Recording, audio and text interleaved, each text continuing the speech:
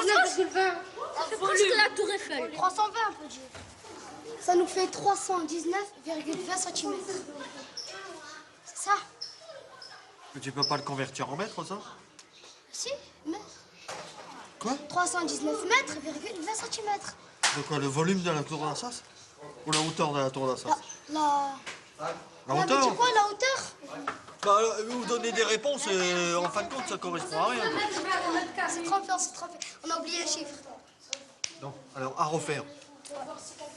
Dommage. Hein. On va le refaire, hein, c'est trempé. Patrick, t'as pas une feuille, s'il te plaît?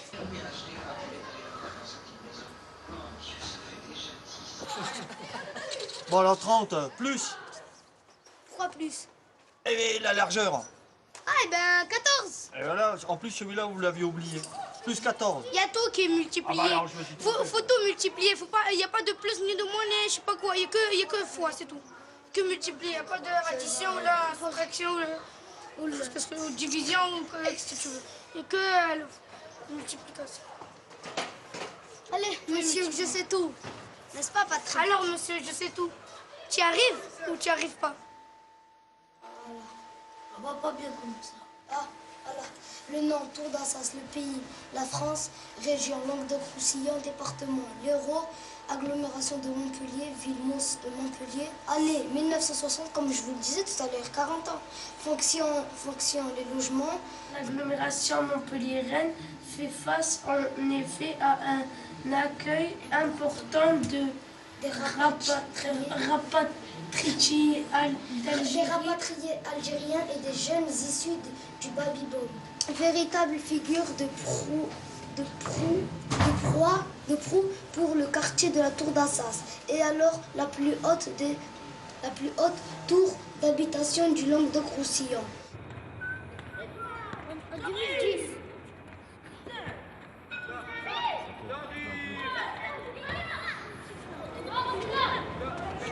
Ceux qui ont pris tout le plat dans leur assiette, laissant les assiettes des autres vides, et qui, ayant tout, disent avec une bonne figure, une bonne conscience, nous, qui avons tout, on est pour la paix.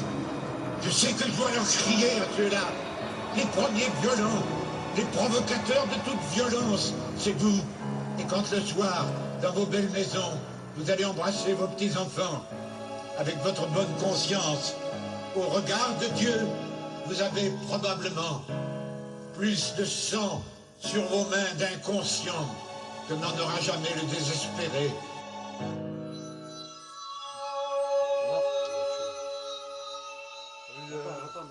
Et c'est même pas mixé. Hein.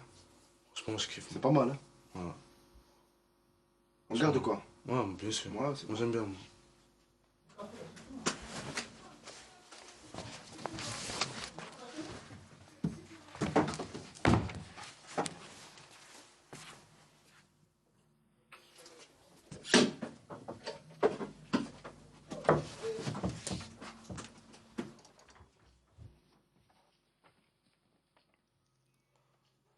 On vient te positionner des mots, entendre ça comme une aumône, rime autonome, style monotone. Appelle-nous hommes soucieux, en sursis, sur terre, en ville, point levé en guise de résistance, destinée à la lutte, mon frère. On compte pas sur le riche masseur pour dégager la misère. Ça sent l'enfer pour ceux qui prennent la vie comme un paradis, et le paradis pour ceux qui vivent l'enfer. Voilà. À ton tour. Pose tes voix dessus sur l'offre.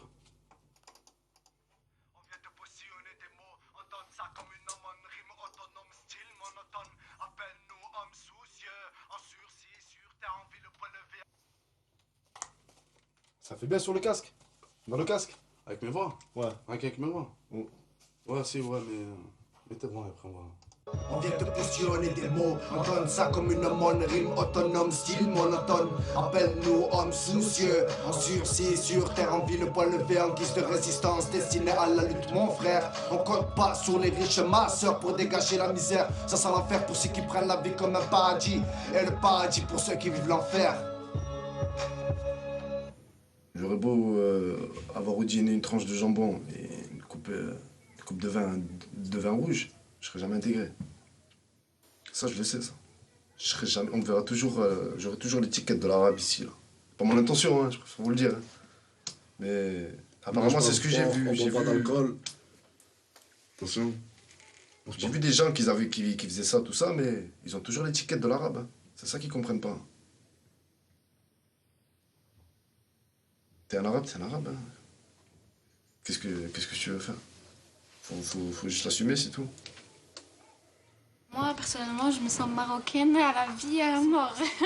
100%. Je suis marocaine, mes parents sont maghrébins, je suis maghrébine. Et je rentre au Maroc avec fierté et je rentre en France avec fierté, ça c'est sûr. Je reste marocaine.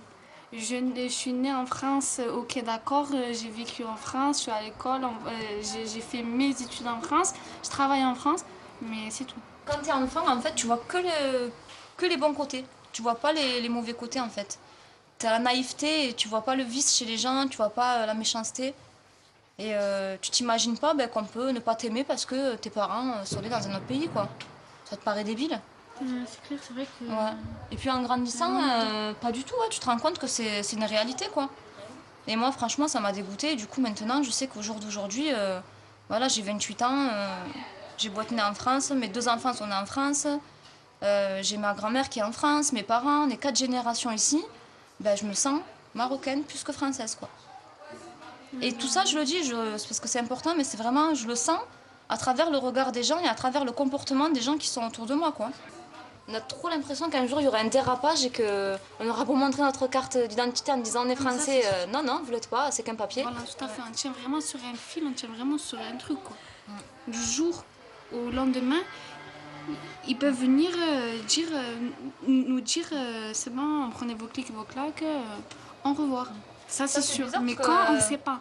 Nos parents, ils ressentent la même chose dans le sens où ils ont tous quasiment construit leur maison là-bas au cas où. Tu te dis toujours au cas où.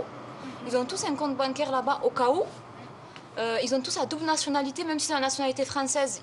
Ils mettent quand même à jour leurs papiers marocains. Ils se disent toujours au cas où. Tu vois, même, je pense que même dans la tête de nos parents, il y a encore ce... on n'arrive pas à leur faire, on n'arrive pas à avoir confiance, quoi. À force d'avoir été déçu, tu vois, d'avoir entendu des trucs qui t'ont blessé, je pense qu'après, t'arrives plus à faire confiance.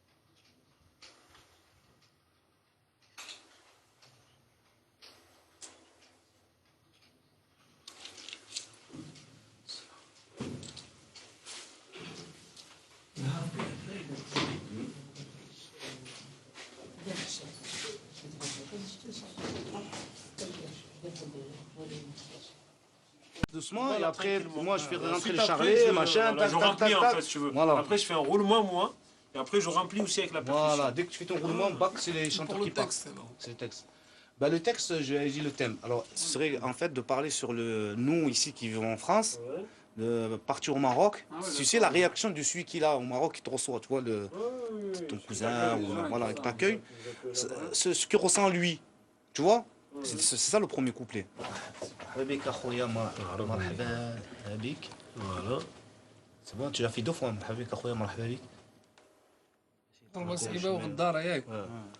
نروح لبلادي ماشي étranger. نروح لبلادي ماشي étranger. بلادي mon amour نبغيه pour toujours. Voilà. C'est la rime زعما. Ben, l'étranger, c'est quoi? C'est te sentir étranger. Donc, si personne ne te le fait ressentir, tu ne te sens pas étranger, tu te sens chez toi, tu te sens bien, tu vois? C'est ça que je veux t'expliquer, moi aussi. Quand on se sent étranger, c'est un lieu où on n'est pas à l'aise. Pour moi. Voilà. Voilà.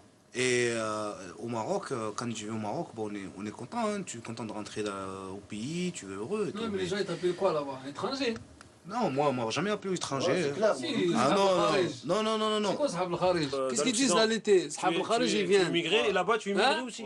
À l'été, Sahab al-Kharij. C'est quel Kharij?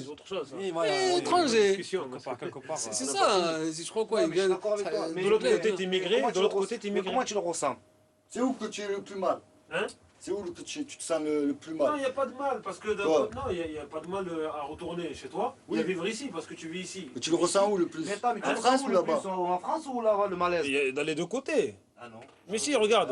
Non, mais attends. Non, je suis pas Non, mais d'accord. attends, excuse-moi, là, tu comprends pas ce que je veux t'expliquer. Quand je vais au Maroc, j'arrive à Tinijdet, je me pose, et franchement, moi je ressens pas, il n'y a pas de... Franchement, voilà, je suis en claquette, je suis allongé tranquille.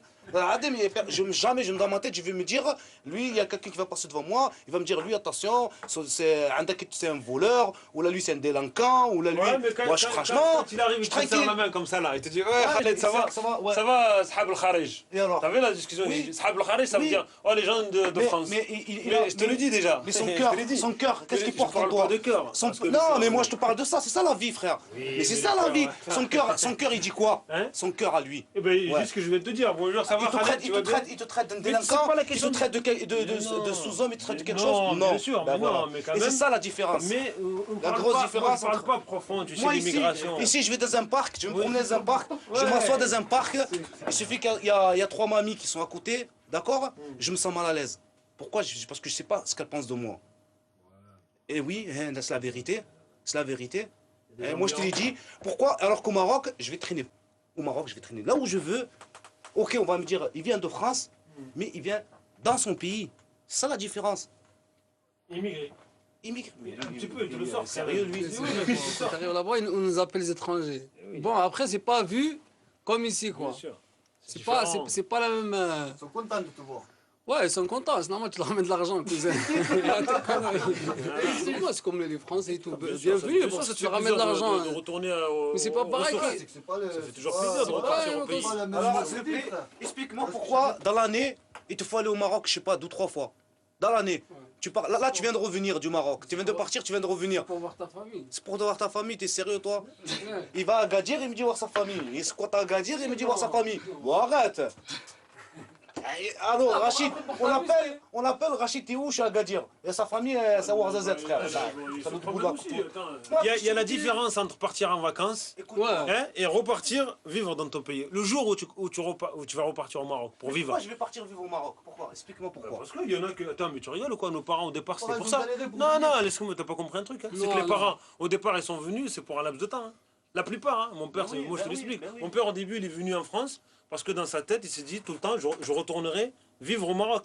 C'est pour ça qu'à un moment donné, laisse-moi, il faisait 6 mois et 6 mois. Mais après, voilà, il a fait, les enfants, ils ont grandi, ils ont été à l'école et tout. Bien sûr, il ne peut plus partir. Ne confonds pas les générations de ton père et la nôtre. Toi, tu es ambulancier, tu crois quoi? Tu vas partir au Maroc pour faire quoi? Tu vas conduire un âne? Il va faire le gendarme. Tu vas faire un gendarme ou l'arbitre de foot? Justement, c'est là où j'en reviens. Toi, tu vois ta vie comment? Tu vois ta vie, tu vas construire un avenir ici, tu sais de faire quelque chose ici. Mais peut-être que demain, si j'ai l'opportunité d'aller faire aussi quelque chose là-bas au pays, pourquoi je ne retournerai pas? Je retournerai et je ferai aussi évoluer certains jeunes aussi du pays là-bas. Ton père, il s'est cassé la tête, t'as ramené les enfants, machin, pour te faire vivre ici, il a fait des enfants ici, toi tu vas pas aller là-bas, les mettre dans les poches pour aller t'allonger au pays. Là, tu vas casser tout ce que ton père il a construit, tout le mur qu'il a fait ton père, toi tu vas le détruire.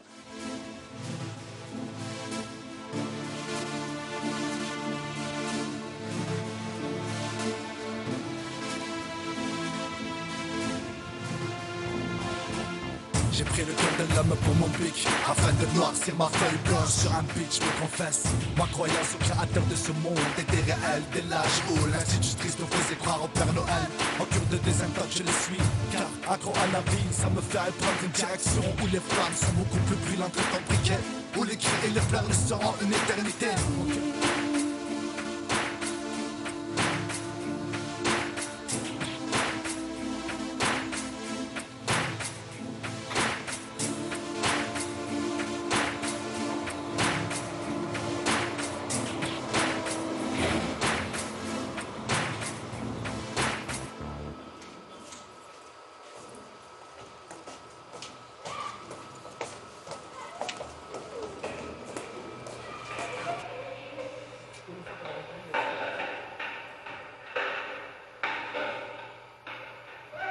t'arrêtes, non? Tu veux que je vienne t'aider?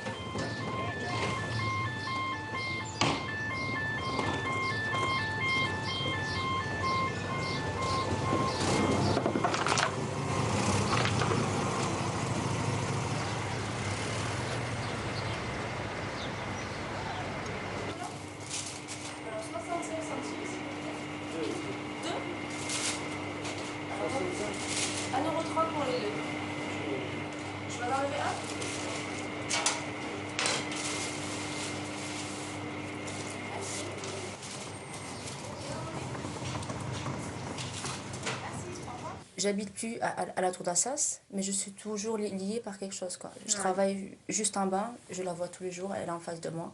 Je vois les gens parce qu'ils viennent chercher leur pain. J'y retourne assez souvent, je vois ma grande sœur ou ma mère. Donc j'habite plus à la Tour, j'ai voulu partir, mais je veux pas non plus couper tout à 100%. C'est-à-dire que je parte et que je revienne plus, non, j'y arriverai pas. Et je suis parti dans le Nord à Angers, parti vivre là-bas pendant 1 an. Je sais pas ce qui s'est passé à ce moment-là pour moi. Pourquoi j'ai fait ça, je sais pas. Mais en tout cas, ce qui est sûr que quand j'étais là-bas, c'est sûr que les premiers mois, ça allait. Mais au bout d'un moment, ça commence à peser, ça fait que maintenant je suis revenu. Moi, j'aimerais bien partir. J'aimerais bien partir parce qu'il n'y a pas de sécurité. Des fois, j'ai mon fils qui regarde, j'ai peur. J'avais mon fils Yacine quand il était petit, quand il avait 4 ans. Quand j'étais au 7e étage, avant de déménager au 14, et j'étais en train de faire le ménage de la cuisine. Tout d'un coup, je vais dans la salle à manger, j'avais se lever. Moi, j'avais pas l'impression qu'il allait faire ça. Il a mis ses pieds par la fenêtre, il lui est resté qu'au bout de ventre et je l'ai retenu avec... Il a regardé d'un peu près. Il a regardé un peu près. Il a jeté sa casquette par la fenêtre. Et il est parti la récupérer. Il était petit, il ne savait pas si c'était... Il savait pas ce qu'il faisait. Il savait pas ce qu'il faisait. Il n'y avait pas de sécurité. Si j'attendais un petit peu dans la cuisine, il serait parti.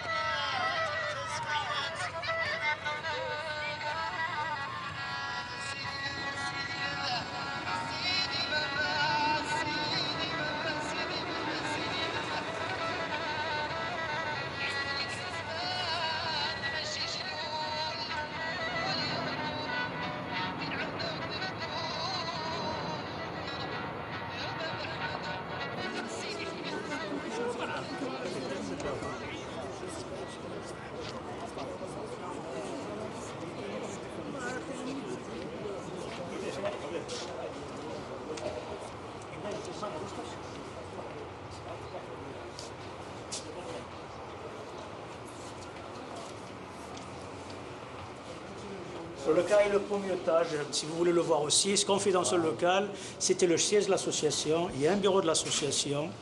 Et il y a un local qu'on a réservé pour apprendre l'arabe petit. Et les études. Et les études, voilà. Et il y a un petit endroit où on fait la prière. Donc la prière, on ne l'a pas cachée, tout le monde le sait. On a même la visite une fois du directeur du cabinet, du préfet qui est monté la voir. C'était M. Lerner à l'époque. Celui qui est parti là. Donc on ne fabrique pas les bombes, on ne vend pas la drogue, on ne fait pas de mal. Et ce local, il a éduqué plusieurs personnes. Et ça leur gêne parce qu'on tient nos réunions. Et comme le PAC ne veut pas que nous soyons unis, il a essayé de cette manière-là de nous diviser.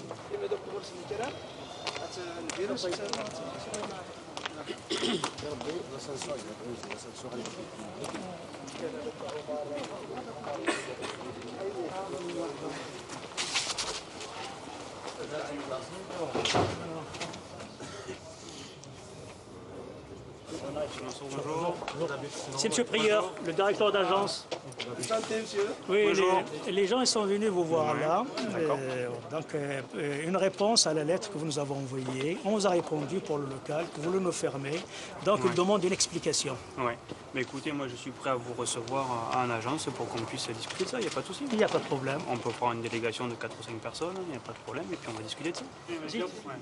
Entrez, entrez. Allez-y.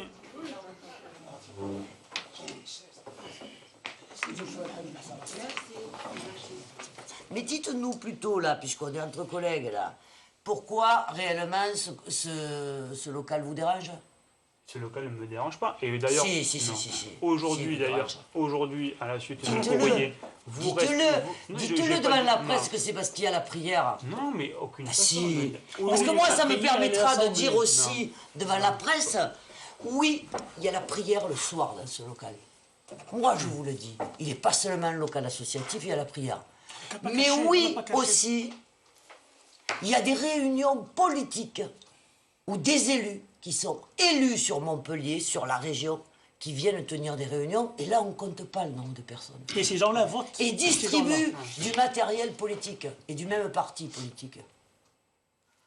Et oui, dans ce local, il se passe ça. Je n'ai pas voulu aborder le sujet, mais vous nous avez poussé alors. Moi, ce que je vous demande Alors, aujourd'hui, à la suite du courrier, maintenant... Donc, on vous sera respectez- 19 personnes aussi vous pour les respectez- réunions politiques. Hein.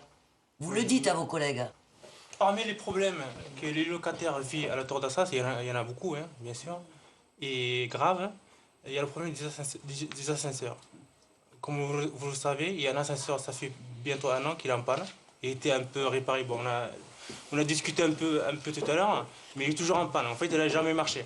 Il y a un problème d'utilisation sur ces ascenseurs qui est manifeste, que vous ne voyez pas, mais quand vous avez de l'urine dans les ascenseurs, c'est pas parce que vous nettoyez que ça l'arrange, si vous voulez. Donc il y a des corrosions, il y a une usure prématurée, ce type d'ascenseur. C'est-à-dire qu'aujourd'hui, un ascenseur qui est rénové en 93, aujourd'hui, il n'est pas logique qu'il y ait autant de panne, si vous voulez. Parce qu'un ascenseur, normalement utilisé et normalement entretenu, ça dure 100 ans. Donc ça, c'est d'une logique imparable. Ça suffit, quoi. Ça suffit. Là, il y a quelqu'un qui a pas fait son boulot. C'est pas possible qu'un ascenseur qu'on a pratiquement tout refait puisse de nouveau des pièces retomber. Ah, c'est parce que les locataires ont recommencé à uriner sur les pièces. Ouais, parce que c'est ça. C'est ça. Parce que, Non, mais faut nous le dire. vous essayez. Non, mais on est là pour parler. Heureusement qu'il n'y avait que 5 Est-ce personnes que à vous pouvez l'intérieur. faire quelque chose pour les ascenseurs, oui ou non? Si vous pouvez faire quelque chose. Les boutons, c'est quoi? C'est rien du tout. Monsieur, je vous dis une chose. Vous envoyez les gens qui font du bricolage. C'est du bricolage, franchement. C'est pas des travailleurs. Parce que il y a le dépannage et bricolage. Voilà. Voilà. Il y en a dépannage et bricolage. Alors, moi je fais tout. Je fais du tout. Du tout, de A à Z. Alors maintenant, est-ce que vous pouvez faire quelque chose? C'est pas la peine qu'on déplace chaque fois. On a marre de déplacer chaque fois. Sinon, on va monter plus haut. Voilà, c'est tout.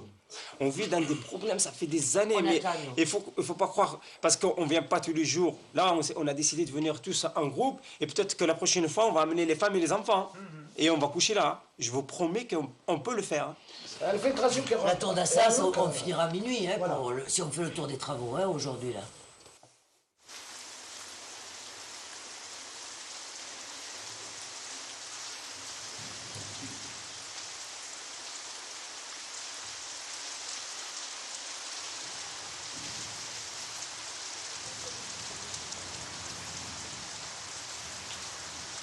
Quand on est arrivé ici, ben voilà, c'est un immeuble en plus de 22 étages, c'est même pas... Voilà, ben moi ce que je me rappelle, c'est que ma mère, elle avait un petit peu peur. Et voilà, elle connaissait personne, elle se retrouve dans un appartement, elle avait peur de prendre l'ascenseur. Elle parlait pas le français, donc elle n'était pas bien, du tout. Pour une femme, c'est dur. Parce que le papa, il est déjà là, puisqu'il a Ouais. vécu ici. Mon père, il est arrivé en 75. Et on est arrivé ici en 81. Donc mon père, il a eu le temps de s'intégrer, il a eu le temps de parler français, il a eu le temps. Et eux, ils sortent aussi. Donc c'est pas pareil, contrairement à la femme. Ils ont une vie, quoi, une Ouais, vie voilà, ils ont sociale, parce qu'ils ont voilà. un travail, ils se lèvent Un le matin, quotidien. ils vont travailler. Ouais, voilà, voilà. tout à fait. Finalement, ce qu'elles avaient aussi, c'était pas mal ce qu'elles avaient, parce qu'elles avaient une vie sereine, où elles étaient dans l'échange, chez elles, c'était bien sûr difficile. Mais voilà, mais elles étaient chez elles, quoi. Je veux dire, quelque part, elles vivaient leur vie naturellement, quoi. Et quand elles ont débarqué dans un quartier, dans un bâtiment, enfermées, c'est sûr, il y a cette hantise-là. La maman me disait, mais voilà, elle disait à mon papa, franchement, moi je vais retourner au pays, quoi. C'est pas possible. Je peux pas vivre là, quoi. Je peux pas vivre comme ceci. D'accord, c'est bien. Et le papa, en rigolant, il disait, bah ouais, vous voyez, tu me disais que tu voulais venir en France. Oui, ah ouais, mais elle disait, ouais, mais attendez, moi, la France, pour moi, c'était une belle vie, quoi. C'était quelque chose de magnifique.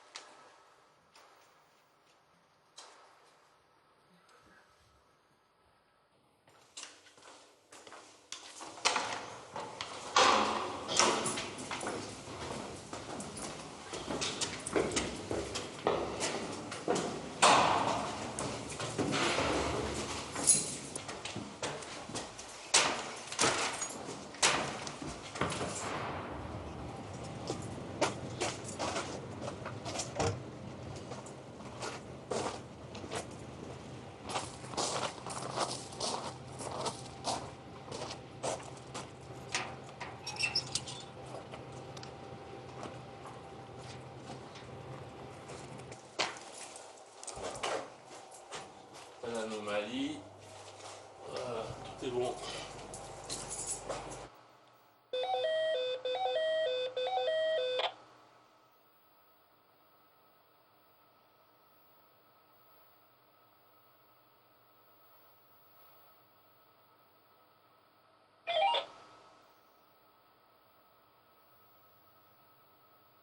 يجبدوا هذه الهضره دابا انت السؤال كنلقاو حنا وهذا الشيء نرجعوا سميتو السبب اللي قبيله لانه هما بغاو الهدف ديالهم يزلعونا وما تيهمهمش لا صلي ولا ما تصليش ولا قري ولادك ولا ما قريهمش ما خصكش تجمع ما خصكش تتاحد ما خصكش تصدعهم خص يديروا بك ما بغاو هذا هو السبب وهما كيلعبوا بينا كيحسبوا لنا بحال سميتو حتى حنا غادي نتخذوا قرار ديالنا نعاونوا اللي ضدهم دائما يخليوا الولاد مساكن الاسكلاف يضل في الزنقه ولا يضربوا الطوموبيل ولا يضربوا التراموي ولا فين بغى يمشي ما عندهم غرض حنا درنا لهم هنايا المدرسه عربيه وكاين اللي كيقرا الفرنساويه يجلسوا هنا من هنا للديور حنا لا الدري عنده 12 عام خرج عنده 13 عام خرج ماشي خدمه هذيك تا هادو راه باقي شويه غالطين الطريقه المحتمه ما خصنا نشوفوا الناس اللي جوريست نشوفوا الناس اللي كيفهموا القوانين يتجمع الغاشي كامل بالولاد بالطفال بالعب بكل شيء ونتكبوا عندهم بجهد الله ان شاء الله ولا بدا يكون على من بواقع ان شاء الله.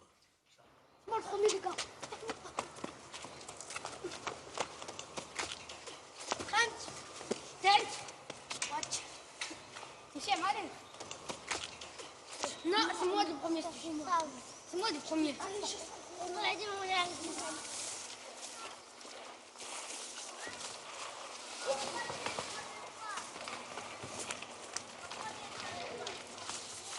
Ah, derrière toi, il y a la porte, Aïssa. La porte.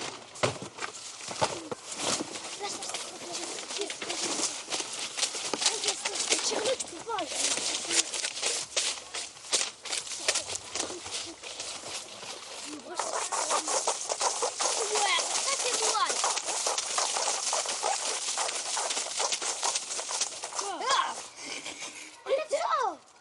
Mais jette-le, oh! Crasseux. On voit le mic à Marseille, on le fait à la bien. Pour les mecs en bas des blocs, on le fait à la bien. Pour les amis sur MySpace, on le fait à la bien. Je suis né sous le soleil de Marseille, pas de Saint-Tropez. Là où tu verras les clichés de saloper à la Tupac Shakur. Les femmes ici te parlent comme des hommes, te crachent comme des hommes, se battent comme des hommes. Mais comment fais-tu pour les draguer? Vers le mois de mai, juin, ben voilà, on pense au Maroc. Donc En plus, on prépare la valise, mais pas en une seule journée. Ah On va au marché, c'est un on mois prend avant. les jaquettes, voilà. Puis on va à Carrefour, on prend le haut, puis on fait sa valise petit à petit. Un mois à Et c'est l'avance. quelque chose qui grandit en fait. On voit tout le monde partir, donc on a envie de partir. Et pendant toute l'année, on est resté là, donc on a envie de... C'est ce qu'on disait tout à l'heure aussi. Hein. On a besoin de partir, de un petit peu oublier tout ce béton. Moi, je me rappelle, c'était une punition. Moi, je me rappelle, c'était un J9. Peugeot J9. Le moteur, il est là devant. Vous pouvez pas mettre de cassette ni rien parce que vous entendez plus le moteur qu'autre chose. En plus, il est chaud, vous le touchez. Aïe. Attends, vous imaginez, vous êtes à 3 là, tu peux même pas toucher le moteur. C'est un truc terrible. C'est 3 jours. On dirait qu'on allait au Japon. C'est vrai que c'est un truc de fou. Parce que, pourquoi? Parce que, non, c'est pas une question de route, parce qu'avant c'était nos pères qui conduisaient. Ah, le mec il roule à 90, 80 là. Je me rappelle moi, et chaque 2 heures, allez, on pause. C'est des grands camions. Hein. C'est des grands camions chargés, vous avez vu, c'est un truc de mi-vent ou cela. Nous, pour nous, c'était pas des vacances, on dirait une punition. Et le meilleur moment, moi, c'est quand on est tous dans la voiture et que mon père il démarre. Voilà. Et quand on roule et que tu vois la tour d'Assas qui est derrière. Voilà. Moi, c'est le meilleur souvenir. Ouais, c'est vrai. Ben, on a toujours le même ressenti. Voilà. Et un très bon souvenir aussi, c'est quand on a passé 1 mois et demi au Maroc et qu'on revient. Voilà. Et qu'on se retrouve sur la pente et qu'on voit la tour, c'est le soir et toutes les lumières sont allumées. C'est vrai. Ouais, c'est un très très bon souvenir. Ouais. On crie tous, on voit la tour, on voit la tour. Voilà. C'est vrai. Moi je dis, je veux rentrer à la maison. Alors que je suis marocaine. Je suis française, d'origine marocaine. Quand je suis ici, j'ai envie d'aller au Maroc. Et quand je suis au Maroc, j'ai envie de rentrer parce que tout nous manque. Donc on a besoin de faire ces allers-retours. On a deux identités en fait. Voilà. Tu penses que le fait d'aller au Maroc, ça va se suivre par génération? Que les enfants, tes enfants à toi, ils vont continuer à y aller, leurs enfants, ainsi de suite. Ça dépendra vraiment de l'évolution de la société quoi, par rapport à nos enfants. S'ils se sentent très bien ici et qu'ils se sentent chez eux ici, ils auront peut-être moins envie d'y aller. Par contre, si à un moment donné, ils sentent qu'il y a un écart entre leurs origines, leurs racines et la société dans laquelle ils vivent, je pense que comme moi, forcément, ils auront besoin de se ressourcer quoi, et d'y retourner. Ça, c'est certain parce que moi, je sais qu'ado et plus jeune, j'en ressentais pas forcément le besoin. Je voyais plus la galère de la route, tout ça, quoi. Alors que depuis que j'ai 18-19 ans, je le vois vraiment comme un ressenti. Comme tu disais tout à l'heure, c'est pareil, c'était la route, ouais, c'est la galère, j'ai pas envie de partir au Maroc parce qu'il y a la route, il y a ça. Mais après, maintenant, à cet âge-là, franchement, j'ai le besoin d'y aller chaque été. C'est un manque en fait. J'ai jamais vu comment c'était la France à mode de juillet ou août. J'ai jamais vu. Toute ma vie. C'est normal que chaque personne a sa nostalgie vers son pays d'origine. C'est normal. Ouais, mais parce que toi, t'es né là-bas, mais nous, on n'est pas né là-bas, quoi. On est né ici. Et pourtant, notre pays d'origine, ça devrait être ici, quoi. Puisque on est né ici, donc... je veux dire, un arbre, tu le plantes dans un endroit, il va faire pousser ses racines dans cet endroit-là, quoi. Alors que nous, non. On est obligé d'aller les chercher de l'autre côté de la Méditerranée, tu vois.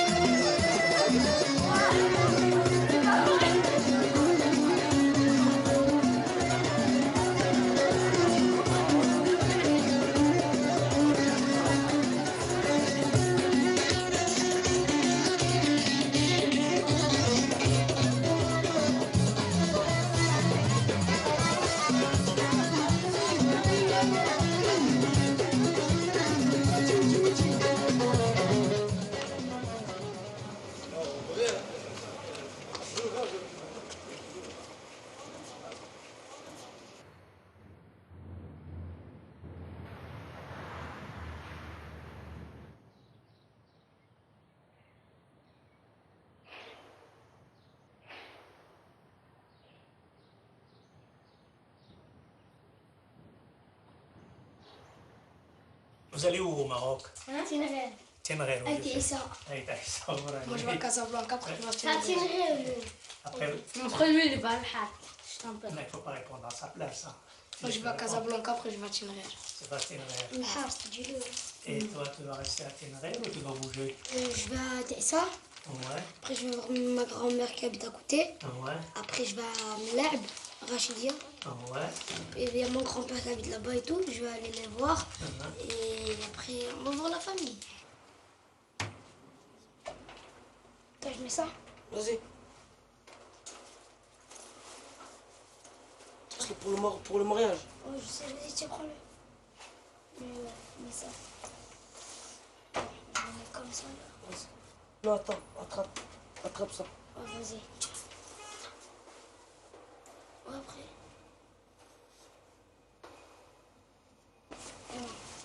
Et là.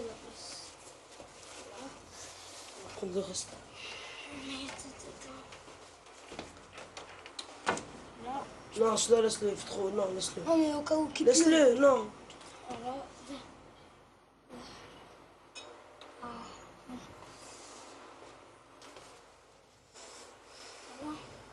Non, j'enlève laisse-le, il est pas bien. Pourquoi? Non, il est pas bon, celui-là. Vas-y, enlève-le.